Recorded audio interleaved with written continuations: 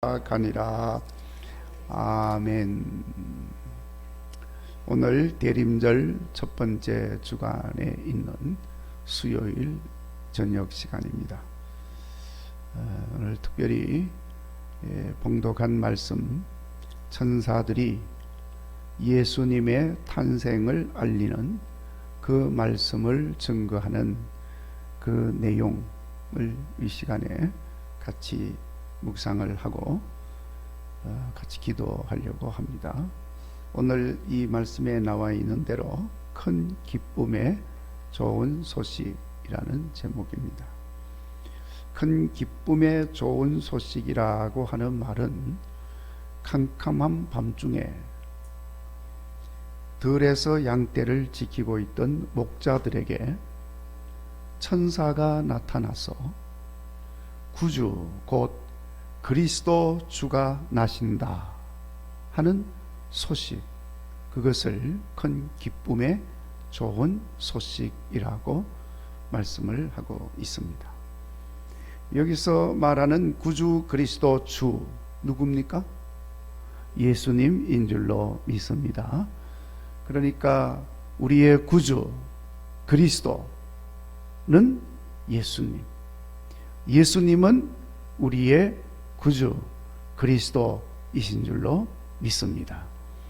예수님 외에 그리스도 구주가 있습니까? 없는 줄로 믿습니다. 예수님 외에 구주가 있다고 하면 그것은 뭘까요? 속이는 영이 그렇게 말을 합니다. 속이는 영이 누구죠? 사탄입니다. 마귀 사탄입니다. 그게 넘어가면 안 되는 것입니다.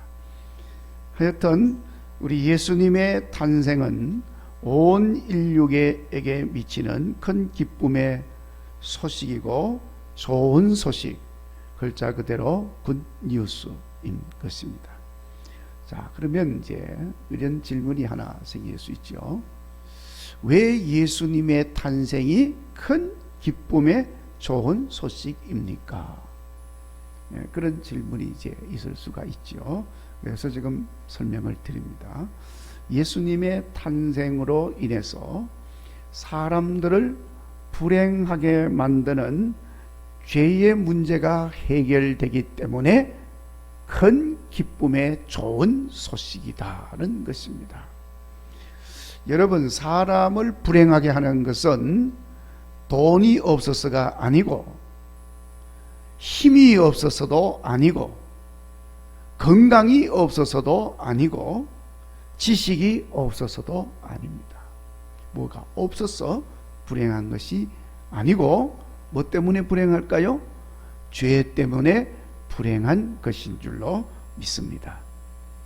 그러니까 우리를 불행하게 만드는 그 죄를 다 없애주시는 분 예수님이 오셨기 때문에 우리가 기쁘고 좋은 소식이라고 말을 하는 것입니다. 이보다 더 크고 기쁘고 좋은 소식은 없습니다. 자, 그리고 죄의 문제가 해결이 되니까 우선 당장 하나님과 화목하게 되는 것입니다. 사람의 죄가 하나님께로 가는 길을 막아버린 것입니다. 사람의 죄가 하나님께로 갈 수 없도록 큰 거리를 만들어 버린 거예요. 그래서 하나님과 멀어지게 되고 하나님과 상관없는 삶을 살게 되었습니다. 자, 여러분, 인간에게 하나님과 상관없는 삶 그 자체가 저주고 그 자체가 불행인 것입니다. 아이고, 하나님과 상관없이 사는 게 그게 무슨 불행입니까? 하나님과 상관없이 살아도 뭐 잘 사는 사람 많잖아요. 근데 여러분, 잘 사는 것처럼 보일 뿐이지 잘 사는 사람이 없어요. 하나님과 상관을 가지고 살아도 참 살기가 쉽지 않은데 하나님과 상관없이 사는데 어떻게 잘 살 수가 있습니까? 자, 여러분, 인간이라고 하는 존재는 하나님 없이는 살 수 없는 존재입니다. 이게 인간입니다. 몰라서 그렇지. 인간의 근본이 하나님에게 있는 거예요. 세상에 근본이 없는 존재는 아무것도 없습니다. 다 근본이 있잖아요. 네. 나무가 그냥 서 있는 게 아니죠. 다 근본, 뿌리가 있잖아요. 그래서 나무가 있는 거지. 사람도 근본, 뿌리가 있는 것입니다. 그런데 그 근본이 뭐냐? 하나님이에요. 그래서 인간은 하나님의 형상을 따라서 만들어진 존재라고 성경은 분명히 말씀을 하고 있습니다. 그래서 인간은 근본이 하나님에게 있기 때문에 하나님이 없이는 살 수가 없습니다. 물고기가 물이 없이 살 수 있을까요? 못 살잖아요. 마찬가지로 사람이 물 없이, 공기 없이 살 수 없죠. 그와 마찬가지로 인간은 하나님이 없이는 살 수가 없는 것입니다. 그런데 하나님 없이도 살겠다고 하니, 자, 여러분, 얼마나 힘든 인생을 사는 겁니까? 그것도 하나님을 거부하고 하나님을 대적하면서 살겠다고 하니까 얼마나 갑갑하고 불행한 인생을 살게 되겠습니까? 자, 그런데 그렇게 만드는 죄가 예수님으로 인해서 다 해결되어지니까 막혔던 담이 무너지고 끊겼던 다리가 다시 연결이 되었습니다. 그래서 하나님과 관계가 맺어졌습니다. 화목하게 되었습니다. 회복이 되었습니다. 마치 오랫동안 가물어서 메말랐던 땅에 단비가 내리니까 온 땅에 파릇파릇 새싹이 돋아나면서 새 생명의 역사로 가득하게 되어지는 것처럼 그런 삶으로 변화가 된다는 거예요. 그러니까 그 사실 자체가 기쁨인 것입니다. 그리고 예수님으로 인해 그렇게 되었다고 하니 얼마나 기쁘고 좋은 소식입니까? 그래서 예수님은 크고 기쁘고 좋은 소식이라고 말을 하는 것입니다. 그리스도 주 되시는 예수님으로 인한 죄 사함과 그로 인한 하나님과의 화목함으로 새 생명의 삶을 살게 된 것을 기뻐하며 찬양하는 여러분 되시기를 주의 이름으로 축원합니다. 그리고 예수님의 탄생이 기쁘고 좋은 소식인 이유는 오늘 본문에서 천사들이 그 사실을 전하여 준 것처럼 예수님의 탄생으로 하나님께는 영광이고 땅에서는 하나님이 기뻐하는 사람들 중에 평화가 임하기 때문에 그것이 기쁘고 좋은 소식이라는 것입니다.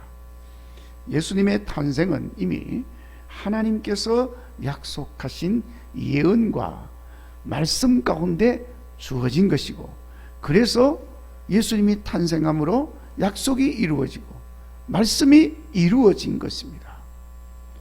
하나님의 구원의 뜻이 이루어진 것입니다.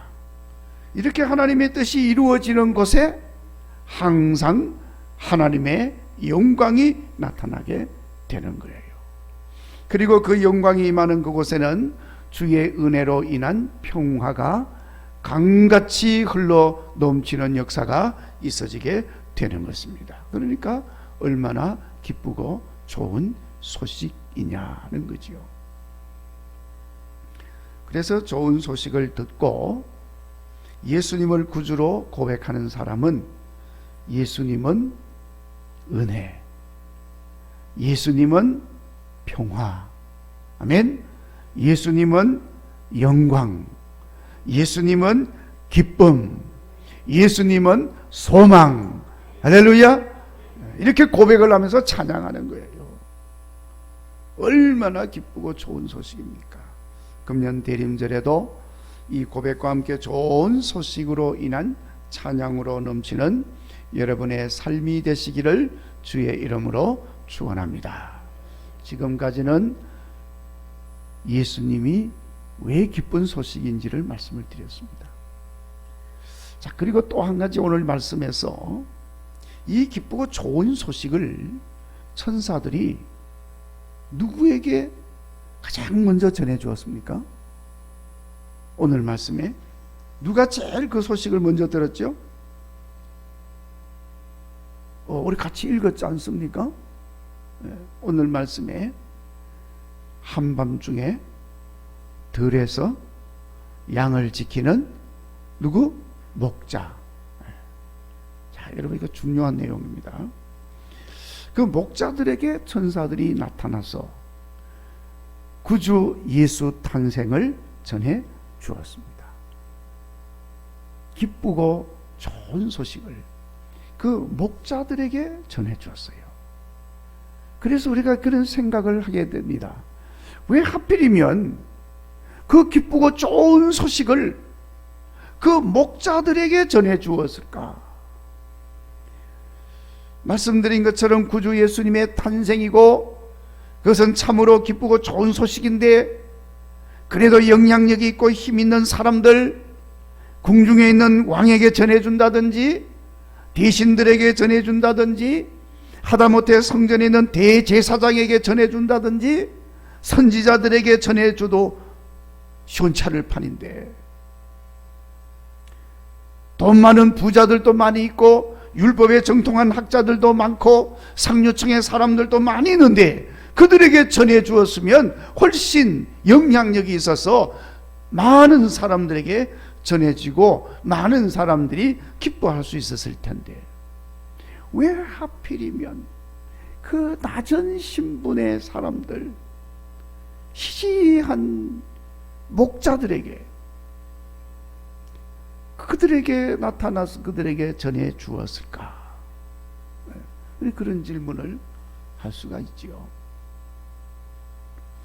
자, 여러분 그 이유에 대해서는 두 가지를 설명을 드릴 수가 있습니다.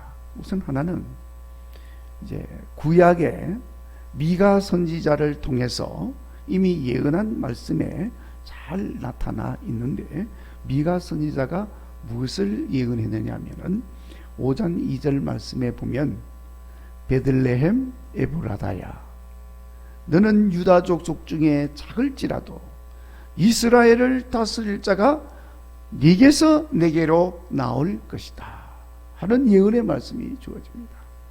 구세주 예수님의 탄생을 예언하는 가운데 그 구세주는 화려하고 큰 도성 왕이 있는 예루살렘이 아니고 늘 천대받고 무시당하고 시시하게 여겨졌던 작은 마을 베들레헴에서 날 것임을 예고를 하신 것입니다. 베들레헴에서도 많고 많은 장소들이 있을 텐데 말들이 있는 구유에서 탄생하셨습니다. 그러니까 이 모든 상황들이 많고 많은 사람들 가운데서도 목자들에게 그 놀랍고 기쁘고 좋은 소식을 전해준 내용과 다 연결이 되어지는 것입니다. 결국 예수님의 탄생은 가진 자들을 위한 것이 아니라 가지 못한 사람들을 위한 탄생이심을 말씀하고 있는 것입니다. 높은 자들을 위함이 아니고 낮은 사람들, 천한 사람, 약한 사람, 병든 사람, 소외된 사람, 무시당하고 살아가는 이런 사람들, 이런 자들을 위해서 오신 분이심을 강조하고 있는 그런 말씀인 것입니다. 그러면 이런 질문이 또 생길 수 있겠지요. 높은 사람, 돈 많은 사람, 가진 사람들에게는 예수님에게서 버림받은 사람입니까? 그들은 구원받지를 못합니까? 예수님은 그들과는 상관이 없는 사람들입니까? 이런 질문을 할 수 있겠죠. 답변은 아니죠. 그럴 리가 있겠습니까? 그럴 리가 없죠. 우리 예수님은 모든 사람들의 구세주인 줄로 믿습니다. 모든 사람 속에는 돈 많은 사람, 높은 권세에 있는 사람, 왕도 들어가 있고 다 포함이 되는 거예요. 그러니까 그들을 버린 사람들이 아니죠. 그들이 예수님과 상관없이 그냥 예수님은 단순히 그냥 가난한 사람들하고만 연결되는 게 아니죠. 다 연결됩니다. 돈이 많아도 심령이 가난한 사람은 주님이 기뻐하시는 줄로 믿습니다. 높은 자리 권세를 가져도 낮은 곳에 거하는 겸손한 사람, 겸비한 사람은 우리 주님이 사랑해 주시는 줄로 믿습니다. 그러니까 낮은 곳으로 임하신 구세주 예수님은 우리로 하여금 낮은 마음, 겸비한 생활, 낮은 자들, 없는 자들과 함께하는 삶을 요구하고 있음을 말씀하고 있는 것입니다. 바로 그곳에 우리 주님이 거하시고 바로 그곳에 우리 주님이 구원의 은혜를 베푸시는 줄로 믿습니다. 뿐만 아니라 천사들이 기쁘고 좋은 소식을 목자들에게 먼저 전하여 준 중요한 이유는 구주 예수님으로 인한 구원의 은혜는 결단코 가진 자들, 높은 사람, 부자, 대제사장 이런 자들의 전유물이 아니라고 하는 것을 말씀을 하고 있는 것입니다. 전적으로 어떤 사람에게 주어지는 것이냐? 믿음과 순종으로 사는 사람들에게 주어지는 것임을 우리에게 말씀하시기 위해서 천사는 많은 사람들이 있는데 그것도 베들레헴 근교에서 양을 돌보고 있는 목자들에게 나타나셨다. 자, 여러분, 베들레헴 근교에 있는 목자들은요, 어떤 사람들이냐 하면 그 사람의, 그 목자들의 조상은 겐 족속입니다. 겐 족속 그리고 레갑의 자손들이라고 알려져 있습니다. 지금은 그 사람들을 베두인이라 이렇게 이야기를 합니다만은 그들의 조상은 겐 족속 레갑의 자손들이에요. 그러니까 이 사람들은요, 그 조상의 유언을 따라 가지고 그 조상이 무엇을 유언을 했느냐 하면은, 여러분, 그 조상들이 말하기를 너희들은 평생을 살아갈 때에 포도주, 포도나무 열매, 그리고 집도 짓지 말고 그런 거 먹지 말고 경작도 하지 말고 집도 짓지 말고 항상 천막에 검사하면서 양을 치는 유목 생활을 해야 한다. 이래서 그들은 수백 년 동안 그 약속을 따라서 지키고 사는 사람이에요. 그러니까 여러분, 예레미야 선지자 시대에 예레미야는 그 레갑의 자손들을 아주 칭찬을 합니다. 그들은 믿음의 사람들이고 그들은 순종의 사람들이라는 사실을 이렇게 높여주면서 본보기로 삼으라고 유대 백성들에게 전해주고 있는 것을 우리가 볼 수가 있습니다. 바로 그 사람들이, 자손들이 베들레헴 근교에서 양을 치고 돌보는 유목 생활을 하는 목자들이었습니다. 그 여기 나오는 목자들은 바로 그 사람들이에요. 어떤 사람? 믿음과 순종의 삶을 사는 그런 철저하게 그걸 지키는, 생명과 같이 지키는 사람들. 그러니까 천사들이 많은 부류의 사람들이 있음에도 불구하고 가장 먼저 그들에게 천사들이 나타나서 구주 예수님의 탄생을 알면서 기쁘고 좋은 소식을 너희에게 전한다 하고 전해 준 것입니다. 자, 그러니까 여러분, 이렇게 믿음과 순종으로 사는 사람들이기 때문에 천사가 그들에게 찾아가서 구주 탄생의 소식을 전해 주었다는 사실을 오늘 우리가 분명히 기억해야 되는 것입니다. 그래서 이렇게 하나님께서 베푸신 구원의 은혜에 대해 대열의 가장 앞자리에 이 사람들이 당당하게 서게 된 것입니다.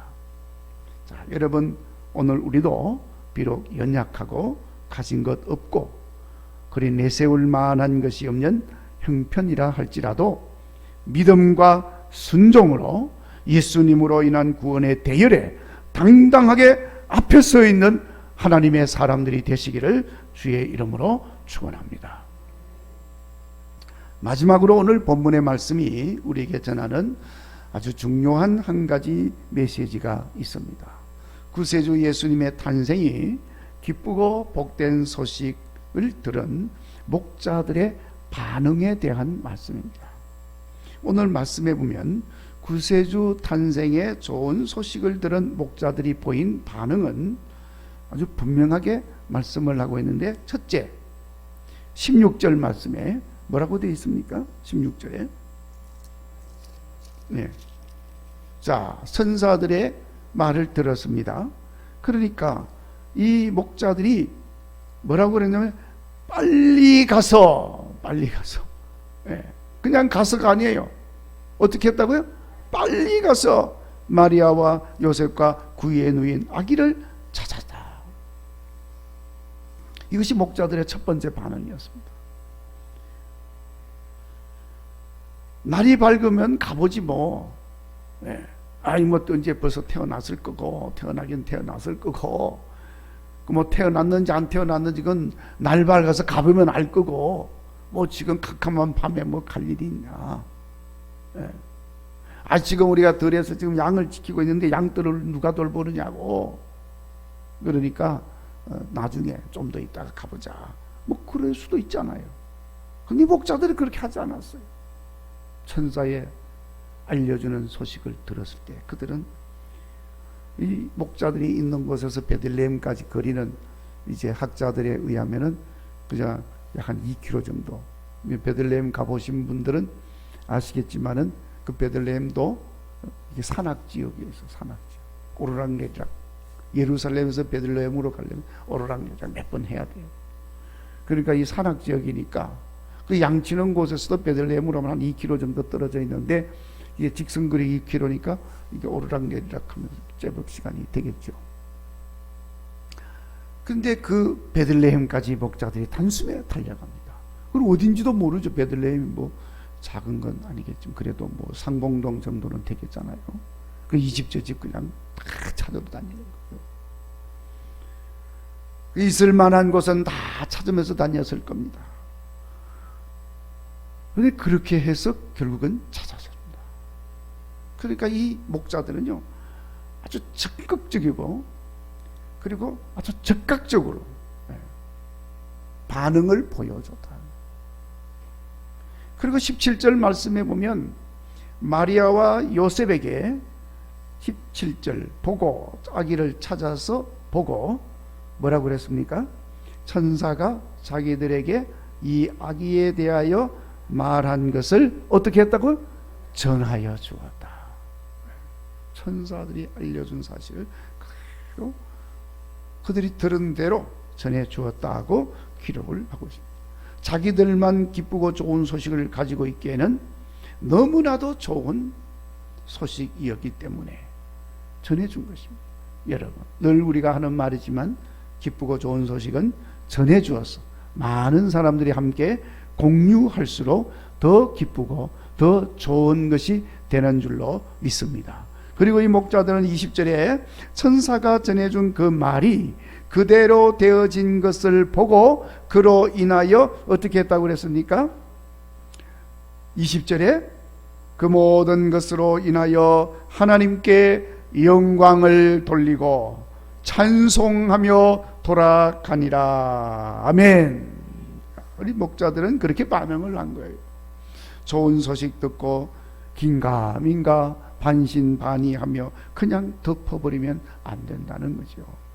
구세주 예수님의 탄생 현장을 즉시로 찾아갔던 것처럼 전해들은 그 말들을 그대로 전하여 준 것처럼 듣고 본 것으로 인하여 하나님께 영광을 돌리며 찬송하였던 것처럼 우리도 그렇게 응답하며 살아가는 성도들이 되시기를 주의 이름으로 축원합니다. 그래서 목자들에게 임하였던 놀라운 역사들, 그 역사들이 뭡니까?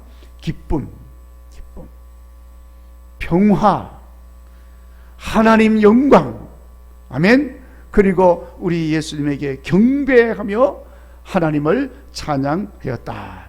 자, 여러분, 기쁨, 평화, 하나님 영광, 경배, 찬양 이런 것들로 가득히 채워졌으니 자, 여러분 이 목자들이 얼마나 행복했을까요?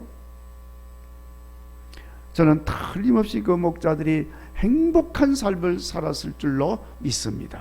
지금도 그 자리에 그들을 기념하면서 목자들의 교회라고 하는 기념교회가 그렇게 세워져 있습니다.